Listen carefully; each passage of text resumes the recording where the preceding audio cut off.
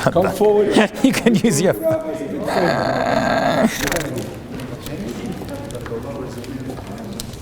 timer is here. Oh, what?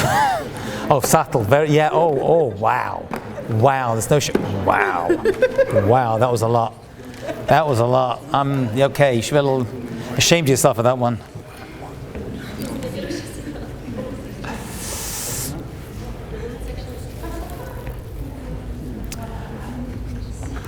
Okay, when you're ready.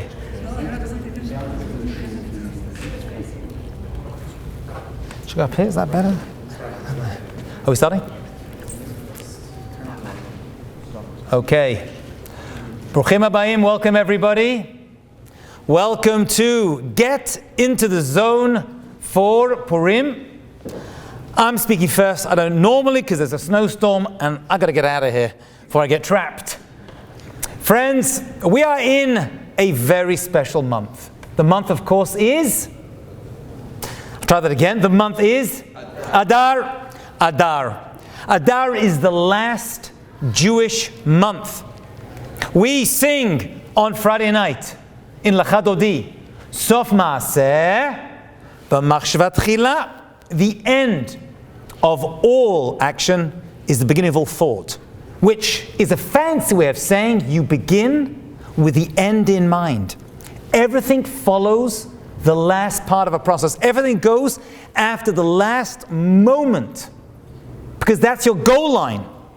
That's the strip the marathon run is going through, and they break through that strip at the end. Not that I've ever done it, but my wife has. And they are in tremendous joy, just finishing another year. If that's the only simcha we have in our lives, dayenu. This is where we've got to. And there's gratitude for that.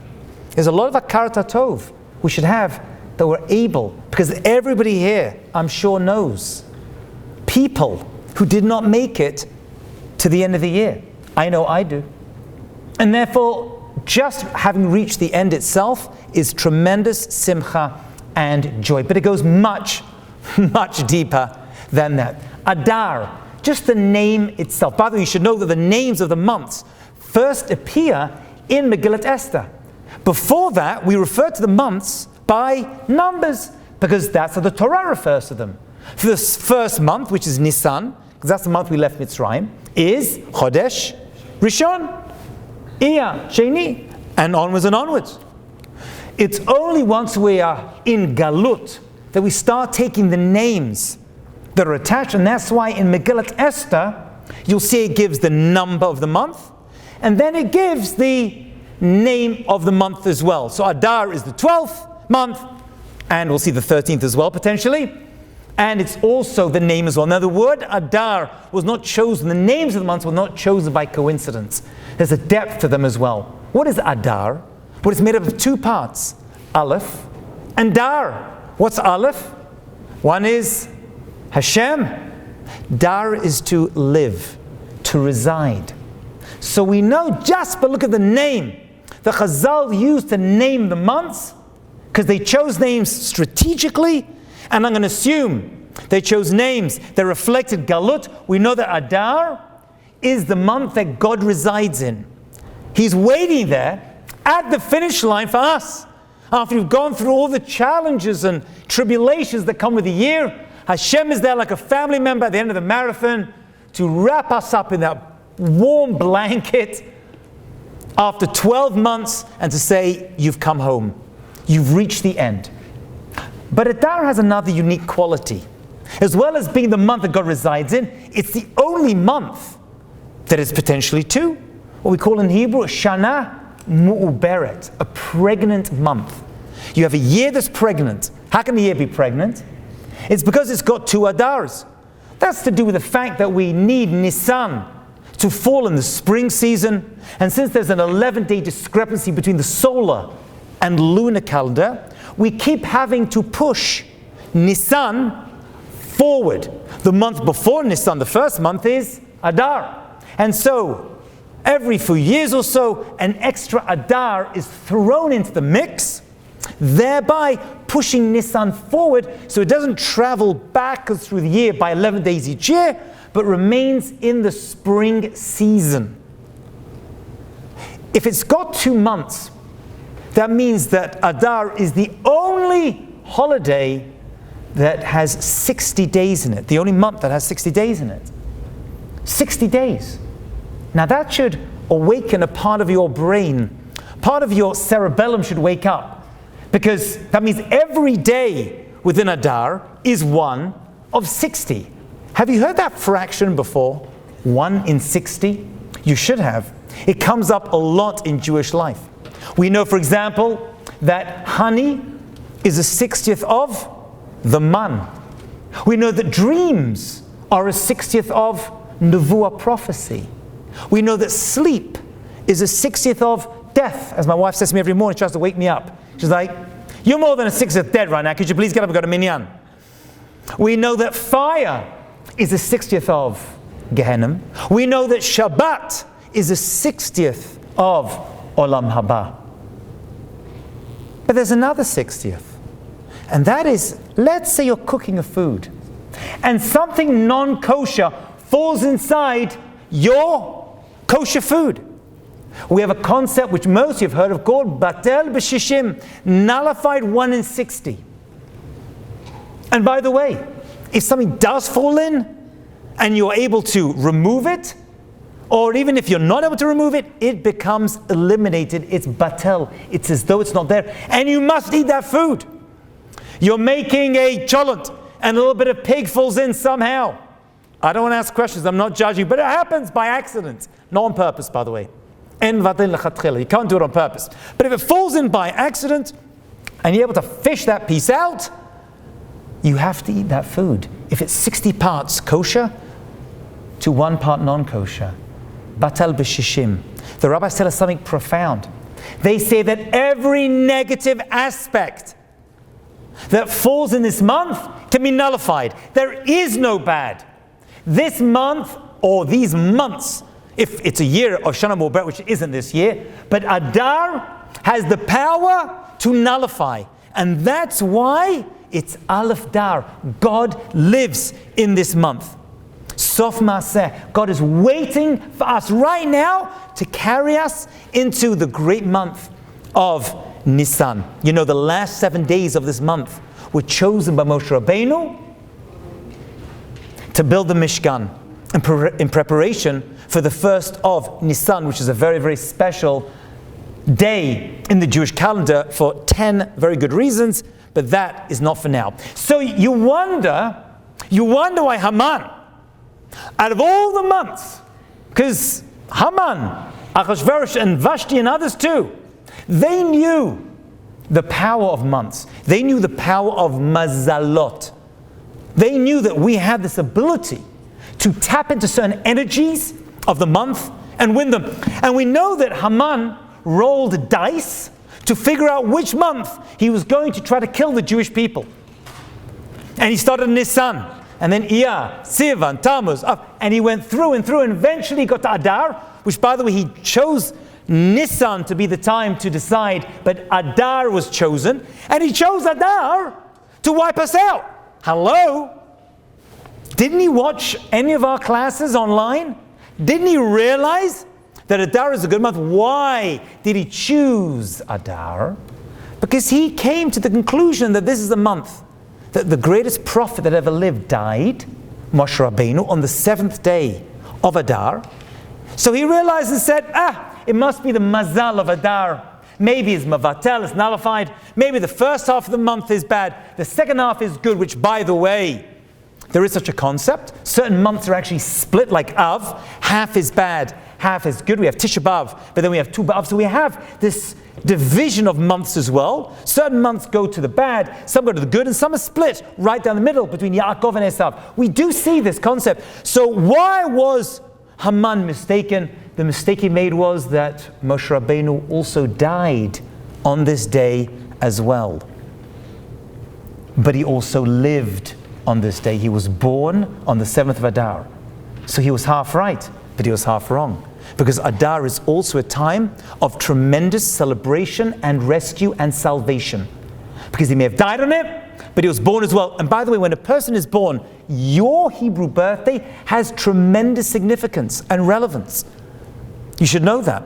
I mean, on a basic level, that's the day God decided you should be born. Think about that.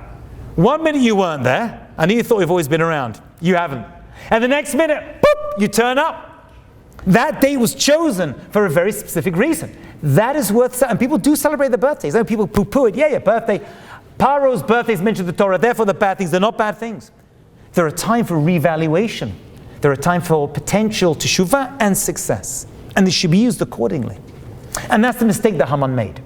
Where do we see this in the mazalot? The word mazal, we translate as luck. We mentioned before, that's not a good translation. It's from the Lashon nizul. Things flow a certain way. And that's a perfect word for Adar.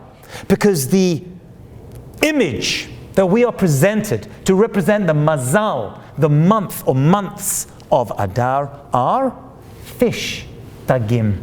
We are right now in fish month, the dag. And by the way, does anyone know the image of the fish that we see in Adar, the mazal, how it presents itself?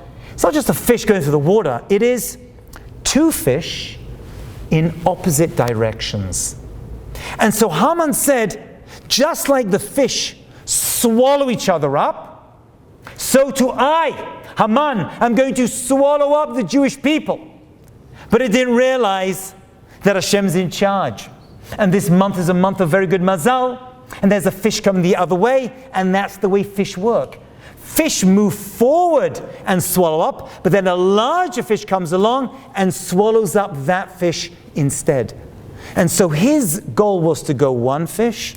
But our fish came, thank God, to swallow up. Now the word fish has two letters in it. Daled, Gimel. Daled, Gimel. Which is 7. Right? 4 and 3. Now we know that there's another 7 that's very important, which is Shabbat. Which is why the rabbis tell us a person should have dag b'dag. You should have fish, dag, on dag, the 7th day, on Shabbat. And so Shabbat is the other dag.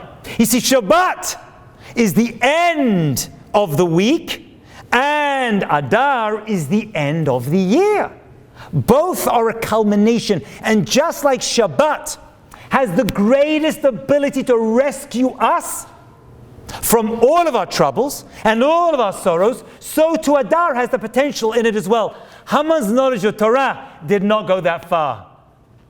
He may have read a couple of books on Torah, heard it second, third, fourth hand. He didn't understand. Just like Shabbat is the salvation, the Yeshua for the Jewish people, so too Adar has the same ability to rescue us when we are in deep and dire circumstances. Let's talk about Haman, because he definitely plays a big role. The Gemara asks, where is Haman in the Torah? Which is an absurd question, because Haman was dead, right? Wasn't alive, rather, when the Torah was written, and he died many, many years later. So where exactly does he appear? But the Gemara even gives an answer and says, I'll tell you where. Haman is found in Gan Eden, in the Garden of Eden. What's he doing over there? Oh, he's the Nachash? Well, he probably got very pally. It means, say the rabbis, that when Adam and Chava were presented with the ability to not eat from the tree they sadat, Hashem gave them a rhetorical question and said, Hamina etz hazeh, you want to eat from this tree? Hamin is the same letters as Haman, this species of tree.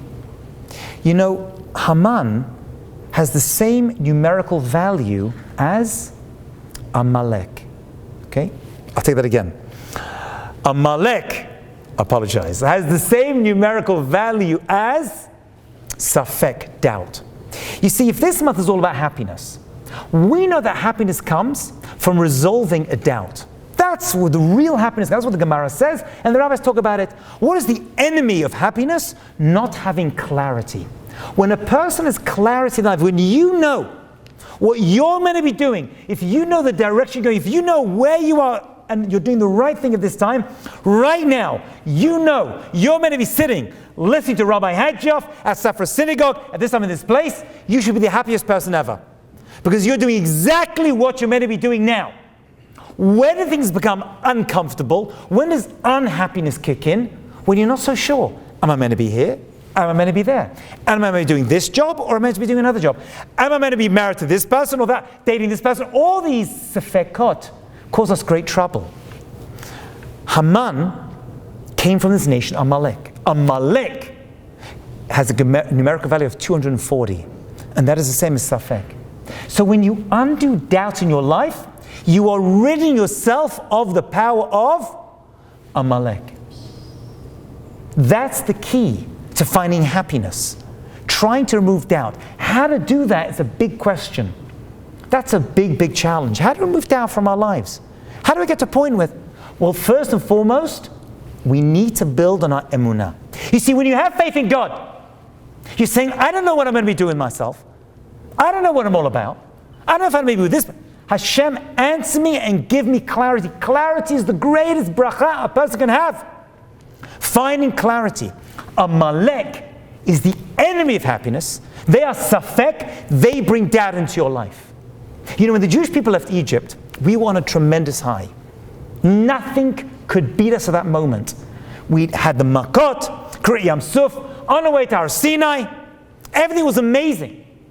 And then came along this nation called Amalek, and they said, we don't care. And the Torah says, they karcha b'derech. They came and they met us along the way. Karcha is a very unusual word. And the rabbis give two interpretations of the word karcha. One is mikra. Amalek are the nation defined by mikra. What's mikra? Happenstance. Coincidence. It just happened. Why? Happens to be. All these makot happens to be. They just came at the right time in the right place. There's no God directing the action to this world. Kriyat Yam Suf. Nah, they happened to turn up at the Red Sea just the right moment. There was an easterly wind. The tide came in, came out, they walked right through. You can explain away every single thing in this world. Every miracle, revealed or otherwise, can be explained away if you follow the route of Amalek, because Amalek is Safek. So that's Mikra. They are the Mikra people, and that's why Haman chose a lottery to decide when to kill the Jewish people. That's how we choose 13th day of Adar. Because what he did is he rolled the dice, place your bet, spin the wheel. Round and round she goes. Where she stops, nobody knows. We make fun of that. We make fun of that, and we actually call the holiday Purim. We're like, you think it's all happenstance. You say it's all mikra. I'll show you. I'll call the holiday Purim, lottery, and I'll show you how it all happens for a reason. Inside the vision that you see, Amalek, and by the way, there's a little bit of Amalek in everybody. We all have to deal with that little part of us that's like, it just happened that way. I just happened to meet that person. I happened to be walking on the street and something just happened. You know, I must tell you a quick story. I just discussed this with my sister. I don't know if I told the story before. I don't think I've told it here at Safra Synagogue, but I've told people, especially Lubavitchers. People from Lubavitch, they love the story, as you'll see in a second. So a little gift just for you. My sister, many years ago when I was actually I know exactly how old I was like 14 years old, maybe a little bit older. My sister was dating a guy in London who moved to New York. And she was in her early 20s. And she's a bit older than me, and she wanted to go backwards and forwards to see this guy. And she started to do it, to keep dating him. She was convinced that this was her zivug. And I remember my parents and I arguing, yes, no, like she's a young girl, and back then, flying and all the rest of it, whatever it was. So she ended up being given a voucher to fly on an airline. And she went along to the center of London, and she had to actually present this voucher. There was no online in those days. She had to stand literally on a line to get in, the original online, to get in to take this voucher and to trade it in. And she gave the voucher over, and they said, well, when exactly do you want to fly? And she said, well, you know, I'm having trouble with my boss. I have a little bit of a break around right? Christmas and New Year's. So is there any way that I can fly just then? So they said, well, we have one flight going to New York, which your voucher qualifies for December 21st.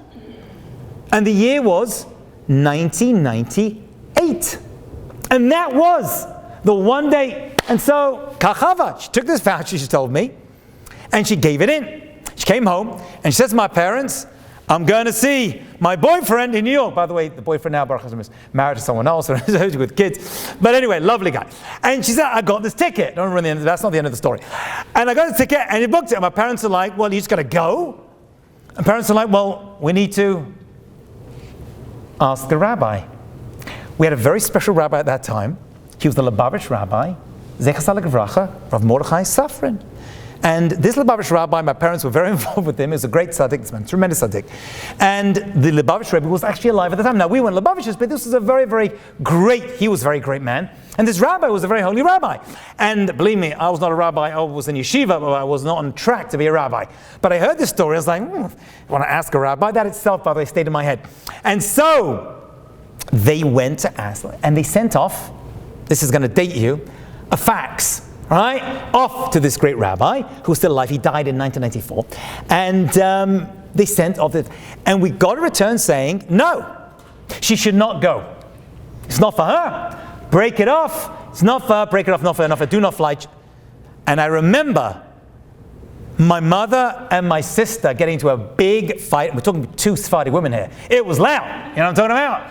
Baruch Hashem, Hashem blessed me with 5 Jewish women in my house, so that doesn't compete to what I'm dealing with. But it was a big fight. I remember hearing this thing like, what is going on? Arguing, I want to go. I was like, no, so why not? Because the Lubavitch Rabbi said we should cancel the flight. And I'm like, a rabbi can tell you, he's a travel agent? What is going on? He said, no, don't take it. So this is the facts this rabbi got back and presented to my family. And my parents won the argument. And she canceled the flight. And I think since it was a voucher, there wasn't anything she could do about it. And she had 2 friends on that flight. And December 21st, 1998, was a Pan Am flight that started in, I believe, Germany, went via London, and then made its way to New York. But on the way, it ended up being blown up by over a city called Lockerbie. It's a Pan Am flight, and she was on the manifest. She was on it. She was meant to be there. Who cannot hear such a story, right? And a part of you say, that is unbelievable. By the way, I discussed with my sister right before, I'm not even kidding you, she's like, by the way, I was also meant to be in a bus that crashed and everyone died on it as well. I'm like, 1 story for every shiur. I can't do 2. I got to spread them out. But this one is verifiable. She was there. She had a ticket. And the Rebbe, Zecher Tzaddik Livracha, was a great tzaddik, said, no. Interesting, I also remember as an addendum to this, she does not, but I remember this part, right? Because I was freaked out, you know what I'm saying? There's always a bit of a malak inside us. A little bit of suffix that's like, it's coincidence. I can also cancel a flight. And flights do go down. But I didn't take it that way, neither did she, and not on my family. And it impacted us, right? It had a major impact. Right? My parents really changed. I went to yeshiva, and my siblings didn't. It did have a major impact upon us. I remember checking her mezuzot afterwards. All the mezuzos in the house were kosher, except for hers. She was the only one in the entire bayit that was pasul, and 2 letters, and I remember being shown this as a child, seeing 2 letters in the mezuzah were smudged out, and it was, I remember a yud and a mem yam, right? It's all going to come down. There was some connection over that, I can't remember exactly, but that was the only, for sure, the only mezuzah. We have a choice. We can see these events in our lives, and it could be something big like that. That's pretty epic. But there's small stuff. The right person at the right time. The wrong person at the wrong time. Keep your eyes open. You can be a mikra person. And that's why the word karcha b'derech, Amalek came to attack us on the way from Mitzrayim to our Sinai. The word mikra is the word kar. Kar is cold. And Rashi gives a very famous analogy. He says that you have a bath, and the bath is very, very hot. And the first person goes in gets burnt. And they feel the burn. But now the water is cooled down for everyone else. What Amalek started at that time was anti-Semitism. And we've been with it since to this very day. We're seeing it. I know everyone here and watching online saw that video out of Florida. And my kids saw it. I wanted to protect my daughter. She's like, send it to me, I don't want to see it. I don't want you to see it. And I spoke to my wife and I said, you know what, let them see it. We're in Galut. This is exile. And we get comfortable. And I'm as guilty as all of you. And once in a while Hashem is going to throw in an Amalek and say, don't get too comfortable. You are in Galut. You've got to feel a little bit of pain, the insecurity. It's there. It's there to teach you. It happens. It's going to cool you down. But don't let it. Don't let it cool down. I hear people say, you know, so I'll just neglect my Judaism. I'll remove myself. I listen to a comedian, a very famous comedian. I like to watch comedy. That's who I am. And I'm watching this comedian, and he's talking about how his father's family survived the Holocaust. Everyone else got wiped out. And they moved to, I think, Cuba. There were many Cuba, you know, they called themselves Cubans, right? I think someone from my West too. They went to Cuba, and they ended up assimilating into marrying, and he said, thank God for that, because I'm still alive. Okay, he was telling a joke. He was telling a joke. In other words, thank goodness I'm not Jewish anymore, and that's why I'm still alive, because there's so much anti-Semitism. That was his kind of joke. But you know what? That's his decision, and that's his vision. But really, it's not funny. Really, it's not funny. We can make a decision to remain part of our people. We can say, am I proud to be Jewish? Like Esther and Mordechai, and the story you're going to hear a lot about this evening, B'ezrat Hashem, and over the next few days. And that was the miraculous venture that was Esther and Mordechai in the Megillah. Are we proud? Are we going to take an action? Or are we going to, because Esther, Mordechai told her, could have escaped. She could have survived in the palace, but she felt the discomfort. She didn't have the WhatsApp videos of Nazis in Florida. She didn't have that. She had real life Haman, Amalek in her face. She was dining with him, hanging out with him. And at one point she said, I'm a Jew. And she took that step, and that's why it's Megillat Esther and not Megillat Mordechai. She has a name attached to that book and that story forever. And that is the power that a person has and brings, that's the bracha that we bring upon ourselves when we're able to say, I am still Jewish. Even with this, I'm proud to be Jewish. Not like that comedian, I won't mention his name. Not that comedian is like, oh, thank God I'm not a Jew. I don't have to deal with that. I don't have to deal with. Thank God I'm not a Jew. That's not the way we do things. That's not who we are. And that's not what we want from our lives. And so fish, we'll finish off with this. They're dug, and they live below the surface. They're not seen. And so fish are not affected by a lot of things that the world's affected by. Even the flood of Noah, the fish were not involved in that. They were able to escape that because they were below the surface. They were below the surface. And that's a wonderful thing. What does that do to us? What are we meant to say? And the answer is that, we've got to be out there, we've got to be proud Jews, and wear our Magen David, or our Chamsa, or our Tefillin, or our Shabbat candles on our sleeves. But when it comes to showing our success, let's be careful. Not to bring ayin hara, because fish are not affected by ayin hara. They're below the surface. And so although we're out there, and we're on social media, and we're out in the streets, and we want to show, you've got to take a little bit off. You don't want to always put yourself in the face of everyone else and show you can be successful and have a nice house and a nice car, but don't overdo it. There's got to be a little bit of tzniut, and I don't just mean the way we cover ourselves up and the clothing we put on. That's a small part of tzniut, an important part, but that's not it. Tznuah is a way of living. I don't want to always put my successes onto other people. And so every success and every meal has to be posted on social media? Is this the way we have to be? I'm on social media. I mean, many of you know that. And that's okay. And you want to present things sometimes, and it has to be used as a force for good, because, hey, we're stuck with it and we're on it.